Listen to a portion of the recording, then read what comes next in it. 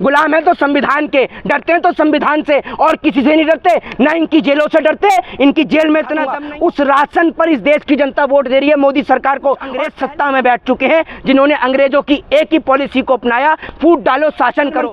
विदेश के दौरे कर रहा हो, आप ऐसे देश को विश्वगुरु बताते हैं। मुसलमान मंदिर और मस्जिद, और इन हिंदू मुसलमान मंदिर और मस्जिद ने इस देश का बेड़ा गर्क करके रख दिया। ये मैं आपको छाती पर गोलियां पाई गई, एक की भी पीठ पर गोली नहीं पाई गई, और आप आज के दौर में इस मुसलमान को गद्दार बताते हो। पोस्टर कि बहुत हुई महंगाई की मार, अब की बार मोदी सरकार। इस पोस्टर का इतिहास अगर कभी आपने व्हाट्सएप का ज्ञान छोड़कर इंडियन हिस्ट्री को पढ़ा होता, तब आपको पता चलता कि जितना योगदान इस देश की आज़ादी में हिंदुओं का, सिखों का और ईसाइयों का है, उतना ही योगदान मुसलमानों का भी है। चाहता हूं कि ये देश का पैसा कहां जा रहा है, ये पैसे को कौन डुबा रहा है, और इस साल 2014 से लेकर साल 2022 तक इस देश के ऊपर कर्जा कर दिया नरेंद्र मोदी जी ने 155 लाख करोड़ रुपए का। आपको बता दूं, ये कर्जा 1947 से साल 2014 तक का था, जो भारत के ऊपर था 54 लाख करोड़ रुपए का कर्जा।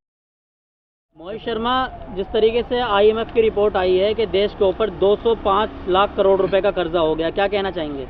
देखिए, एक बात मैं आपको बता दूं कि जो रिपोर्ट सामने आई है, ये नरेंद्र मोदी जी के और भाजपा सरकार को जो आपको दिखाया जा रहा है कि मोदी विश्वगुरु बना रहा है, तो आपका यही विश्वगुरु का नतीजा है कि आपको मंदिर और मस्जिद में, हिंदू और मुसलमान में हिंदुस्तान और जिंदाबाद और पाकिस्तान मुर्दाबाद में आपको उलझाकर यही देश की स्थिति कर दी है। आपको एक बात बता दूं कि जब नरेंद्र मोदी जी ने इस देश के अंदर सत्ता की कुर्सी संभाली थी, यानी साल 2014 के अंदर, उस वक्त पे भारत देश के ऊपर जो है वो कर्जा था 54 लाख करोड़ रुपए का। आपको बता दूं, ये कर्जा 1947 से साल 2014 तक का था, जो भारत के ऊपर था 54 लाख करोड़ रुपए का कर्जा। लेकिन जब से नरेंद्र मोदी जी ने इस देश की सत्ता की कमान अपने हाथ में ली, यानी साल 2014 से लेकर साल 2022 तक इस देश के ऊपर कर्जा कर दिया नरेंद्र मोदी जी ने 155 लाख करोड़ रुपए का, यानी सीधा सीधा कर्जे में 181% का इजाफा नरेंद्र मोदी सरकार ने किया। लेकिन जब उस रिपोर्ट को आज अपडेट किया गया, आईएमएफ ने रिपोर्ट दी, यानी अंतर्राष्ट्रीय मुद्रा कोष की रिपोर्ट के मुताबिक भारत देश के ऊपर 205 लाख करोड़ रुपए का कर्जा हो गया है। जिस देश के अंदर जीएसटी जैसी स्कीम लाकर जनता के ऊपर मोटा मोटा टैक्स थोपा गया, जिस देश के अंदर जनता को 5 किलो सड़ा राशन दिया गया और इस देश की कंपनियों को बेचा गया, रेलवे का प्राइवेटाइजेशन किया गया, और उसके बाद भी इस देश के ऊपर 205 लाख करोड़ रुपए का कर्जा हो गया। कैसे? मैं पूछना चाहता हूं कि ये देश का पैसा कहां जा रहा है, ये पैसे को कौन डुबा रहा है? और आए दिन प्रधानमंत्री विदेश से कर्जा लाए जा रहे हैं, विदेश से उधार लिए जा रहे हैं। इस उधार को चुकाएगा कौन, जरा ये तो बताइए। ये जितने भी भाजपा के नेता सत्ता में बैठे हैं, ना तो इनके आगे नाथ ना पीछे पगात। ये जो देश के ऊपर कर्जा हो रहा है, कल को आप सवाल किससे पूछोगे? है आपके पास इस सवाल का जवाब? अब आप पूछेंगे कि भैया ये जो कर्जा है आपकी कैसे बढ़ रहा है। अब मैं आपको बताता हूं कि ये कर्जा कैसे बढ़ रहा है। इस कर्जे के बढ़ने का जो सबसे बड़ा कारण है वो ये है कि पहले एक पोस्टर पर चर्चा होती थी, वो पोस्टर था ये था वो पोस्टर कि बहुत हुई महंगाई की मार, अब की बार मोदी सरकार। इस पोस्टर के दम पर नरेंद्र मोदी सत्ता में आए, लेकिन आज देश की बिकाऊ मीडिया, दलाल मीडिया, गोदी मीडिया इस पोस्टर पर चर्चा नहीं करती। चर्चा का मीडिया का माध्यम है हिंदू और मुसलमान मंदिर और मस्जिद, और इन हिंदू मुसलमान मंदिर और मस्जिद ने इस देश का बेड़ा गर्क करके रख दिया। ये मैं आपको बता दूं, आज अगर देश के ऊपर कर्जा बढ़ रहा है तो उसके पीछे का कारण यही है क्योंकि नौजवानों को बेरोजगार कर दिया, नौजवानों के स्कूल बंद करके उनको अशिक्षित करने का काम भाजपा सरकार ने किया है। और मैं पूछना चाहता हूं कि जिस देश के अंदर 2014 से पहले सिलेंडर का दाम 400 रुपए हुआ करता था, उसका दाम आपने 1200 पहुंचाया। जो पेट्रोल आपको 60 से 70 मिलता था, उस पेट्रोल का दाम आपने 100 पार पहुंचाया। लेकिन उसके बाद भी देश के ऊपर इतना बड़ा कर्जा, कौन है इसका जिम्मेदारी? सवालों का जवाब देना नरेंद्र मोदी सरकार। आज कर्जा तो कर्जा, भारत देश भुखमरी के मामले में, यानी ग्लोबल हंगर इंडेक्स के मामले में आपको बता दूं कि भारत का स्थान 111वें पायदान पर आ गया, लेकिन इस पर कोई चर्चा नहीं है।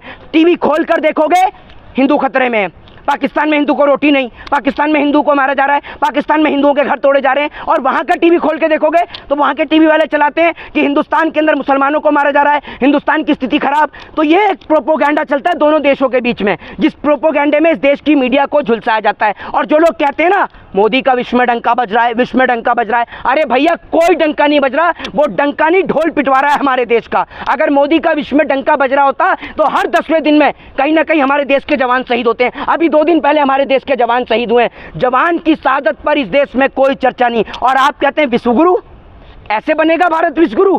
जिस देश में महिलाओं को निर्वस्त्र कर घुमाया जा रहा हो, जिस देश के अंदर जब महिलाओं को निर्वस्त्र कर घुमाया जा रहा हो और उस देश का प्रधानमंत्री विदेश के दौरे कर रहा हो, आप ऐसे देश को विश्वगुरु बताते हैं? जिस देश में नौजवान को रोजगार मांगने पर लाठी और डंडे से पीटा जाए, उसे आप विश्वगुरु बताते हैं? जिस देश के अंदर पार्लियामेंट के अंदर, संसद के अंदर सांसदों के सवाल पर अंकुश लगा दिया जाए, आप उस देश को विश्वगुरु बताते हैं? नरेंद्र मोदी जी ने पार्लियामेंट को अपनी भाजपा का कार्यालय समझ लिया है, इसीलिए सारे सांसदों को बाहर खड़ा करवा दिया और खुद अकेले मोदी की वाहवाही करने वाले सारे अंदर बैठे हुए हैं। लेकिन इस देश के लोग धर्म की ऐसी अफीम चाट कर बैठे हैं जो इनके सर्वनाश का कारण बनेगी। और आप क्या हिंदू और मुसलमान करते हो?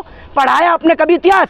अगर कभी आपने व्हाट्सएप का ज्ञान छोड़कर इंडियन हिस्ट्री को पढ़ा होता, तब आपको पता चलता कि जितना योगदान इस देश की आज़ादी में हिंदुओं का, सिखों का और ईसाइयों का है, उतना ही योगदान मुसलमानों का भी है। और अगर इसका देखना है आपको तो जाकर देख लीजिए इंडिया गेट पर और पढ़ लीजिए, वहाँ कितने सारे मुसलमानों के नाम लिखे हुए हैं जिन्होंने इस देश की आज़ादी में अपना बलिदान दे दिया। ठीक है। और अगर आपको और पढ़ना है तो देखिए मीर उस्मान अली के बारे में, जिन्होंने जब ये देश लड़ाई लड़ रहा था, हमारे पास पैसा नहीं था, तब इस देश को 5 टन सोना देने का काम मीर उस्मान अली ने किया। और आप बात करते हैं कि मुसलमानों ने क्या किया है? जब इस देश के अंदर जलियांवाला बाग हुआ, तब जनरल डायर ने गोली चलवाई तो उससे पूछा गया कि आपने गोली क्यों चलाई, तो वो कहता है कि जो मुसलमान हैं वो आज़ादी की जंग से भाग रहे थे, जिस कारण हमने गोली चलवाई।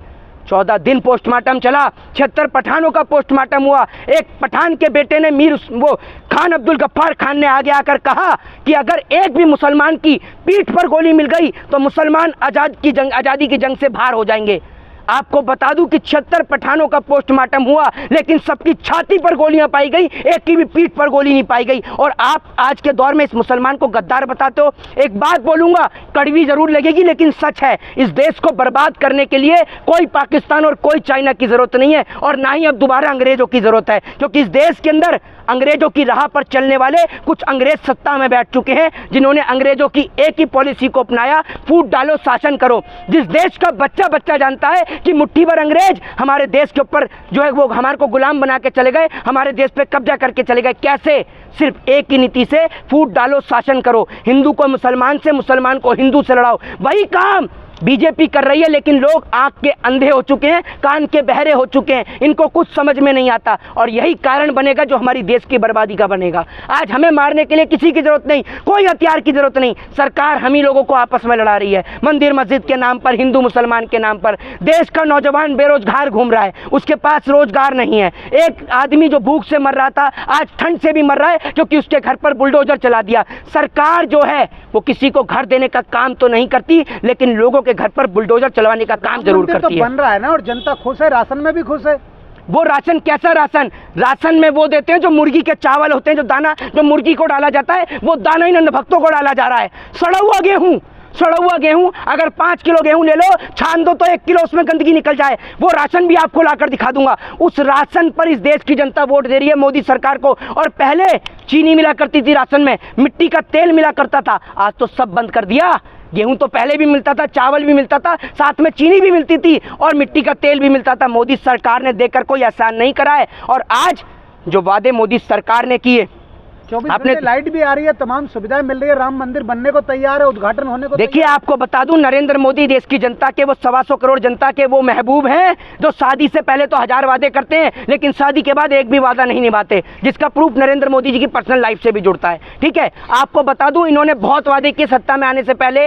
2 करोड़ रोजगार, 100 स्मार्ट सिटी, हवाई चप्पल वाले को हवाई यात्रा। अब ये वादे कहीं नजर नहीं आते, क्योंकि वादे सारे झूठे थे। और जनता इतनी बेवकूफ है, अभी राजस्थान में कहा 400 का सिलेंडर देंगे, अब मना कर दिया नहीं देंगे। पर मोदी की गारंटी के सामने पूरा देश नतमस्तक होता है। मोहित शर्मा आजाद भारत के आजाद नागरिक हैं, बाबा साहब के संविधान के गुलाम हैं और किसी के गुलाम नहीं है। ये नेता हमारे नौकर हैं, हम राजा हैं, ये हमारे सेवक हैं। आपके होंगे नरेंद्र मोदी जी, आप होंगे इनकी गुलाम। ना हम मोदी के गुलाम, ना हम किसी के गुलाम। गुलाम है तो संविधान के, डरते हैं तो संविधान से और किसी से नहीं डरते, ना इनकी जेलों से डरते। इनकी जेल में इतना दम नहीं है कि हम जैसे लोगों का मुंह बंद रख सकें। भगत सिंह, राजगुरु और सुखदेव को मानने वाले हैं, जरूरत पड़ी तो देश के लिए फांसी का फंदा भी चूमेंगे, लेकिन किसी के आगे नतमस्तक